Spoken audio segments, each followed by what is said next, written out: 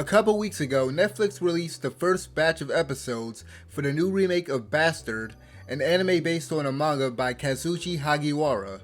The original OVA series premiered almost 30 years ago and was animated by AIC Studio, which has worked on a plethora of shows and movies like the Persona films and Tenchi Muyo.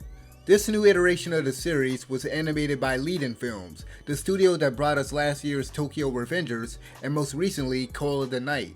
Bastard is a heavy metal influenced post-apocalyptic dark fantasy action-adventure anime in which humanity was nearly annihilated 400 years ago by the demon god of destruction Anthrasax. The show is set in the kingdom of Metallicana during a war against the Dark Rebel army, many years after Anthrasax is defeated.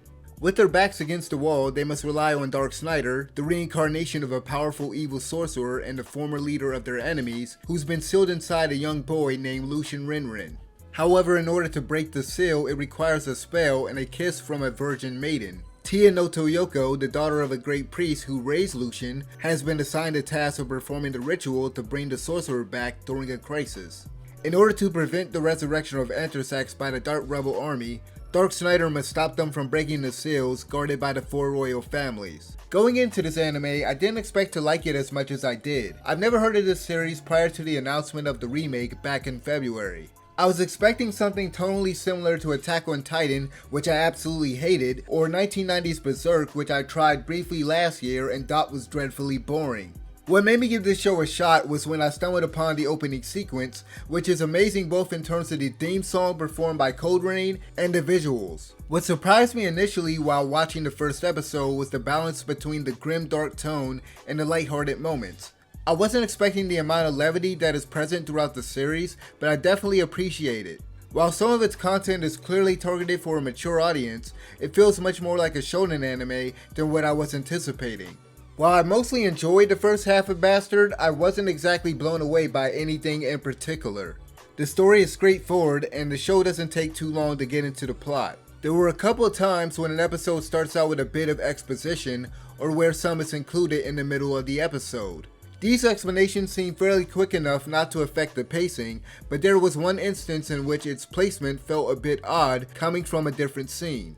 The history of Dark Snider and the war he waged with his subordinates, the Four Divine Kings, is all set up through characters spouting exposition while different visuals are on screen.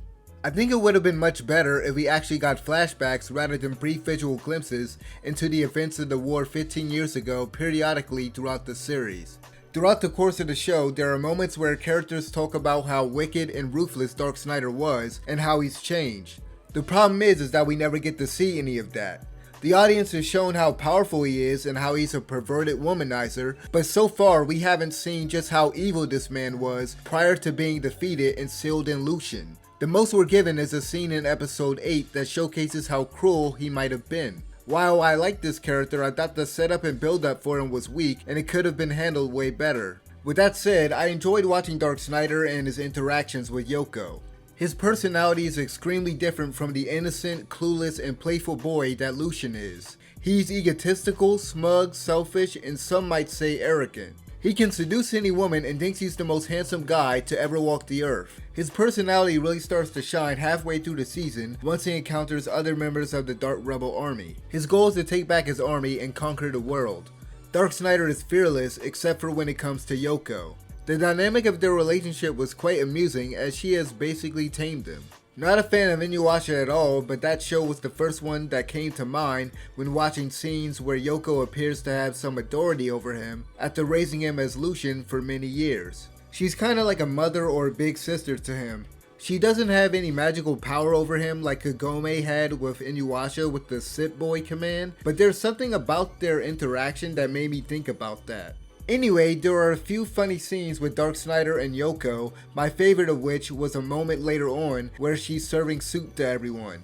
Aside from these humorous instances, I don't like how Yoko's written. I get that she's a young girl, but she was being very unreasonable about performing the ritual to break the seal in the beginning. The kingdom could be destroyed and the lives of many people are at stake, yet she's getting bent out of shape over a quick kiss. Beyond that, I don't like how indecisive she is when it comes to her feelings for Dark Snider. She comes off as very insecure whenever she notices that other women might have feelings for him. Princess Sheila was much more tolerable in that she's more sure of herself and quick to act in comparison. As a whole, the characters presented in the first half of Bastard aren't very compelling or complex. There isn't much to say about most of the antagonists introduced so far, especially since two of the Divine Kings haven't been too active in the ongoing conflict. Khonshu is built up as being someone strong enough to possibly rival Darksnyder, but we haven't seen what he can do in battle yet. Abigail doesn't do much outside of one particular moment after numerous members of the army failed to kill Darksnyder. The most I'm going to remember about this guy is his frequent evil laugh. Ninja Master Gaara is the first to take on his former leader and is a simple perverted guy who seems to enjoy fighting. While I enjoyed certain scenes with this character, there isn't anything interesting about him at all. Arshis Ney is currently the most fleshed out character in the show, and she's the only antagonist with a personal grudge against Darksnyder so far. Although I think Arshis' relationship with Darksnyder is disgusting, her resentment toward him for his past lecherous behavior gives her a stronger motivation for wanting to kill him than the rest of her comrades. In addition to that, some of her backstory is presented to the audience near the end, which conveys why she desires to see the Dark Rebel Army's goal achieved. Unfortunately, their plan is generic and uninteresting. Their whole scheme to destroy the current world and rebuild a better, more ideal one with dumb and control is very cliche. In general, the writing could have been much better, specifically with some of the dialogue and exposition. There are several scenes throughout the show where a character suddenly breaks the fourth wall. The first time it occurs was a bit odd, and this self-aware moment was used to address something that just occurred. I thought that this was a lazy way to excuse the poor writing. However, there were a couple times where this was used more effectively, such as one scene featuring Gaara's dragon Lars. While these scenes were in line with the often lighthearted tone of the show, I personally wasn't too crazy about them. During the penultimate episode, the sideline commentary from Gaara and his ninjas is excessive, and at times they weren't adding anything of value to the scene. Obviously, some reactions from spectators during a battle is fine, and there are times where, depending on the situation, things might need to be explained to the audience, but I think in this instance it was handled rather poorly. There were moments where the focus is taken away from the battle just for them to state the obvious thing that us as the audience can blatantly see or figure out for ourselves. Although the first half of Bastard has a fairly good ending, there is something that happens that is very convenient in order for this resolution to occur. Writing aside, the action scenes can be quite entertaining, especially during the second half. Those looking for an action series with a healthy amount of blood and gore should be satisfied with many of its sequences. This may not be one of lead-in film's best looking shows, but the presentation is solid. The animation ranges from decent to above average at times, and the artwork for the characters look good for the most part. However, the backgrounds aren't really impressive, and I personally didn't like some of the designs for a couple of the creatures. The studio mostly relies on 2D animation, but there were times where they utilized CG for stuff like a horde of attacking goblins, and if I recall correctly, for some parts with the Anthrasax. In some cases, such as in episode 7, where a group of goblins attack Darksnyder, the CG can look very ugly and completely stand out.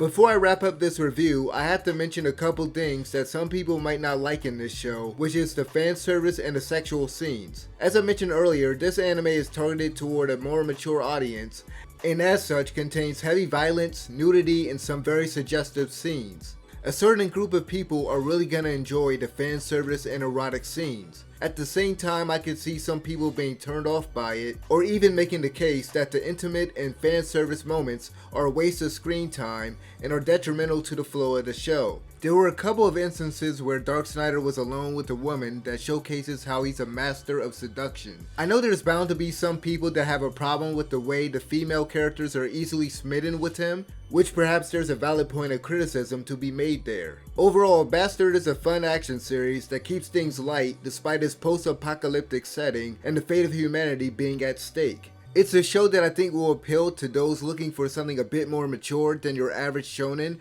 that doesn't hold back on the bloodshed or sexuality. However, if you're looking for a well-written, gripping story with layered characters, you're better off looking at something else. If you've seen this anime, let me know what you guys thought about it in the comment section below, and as always, thank you guys for watching. I'm out of here. Peace.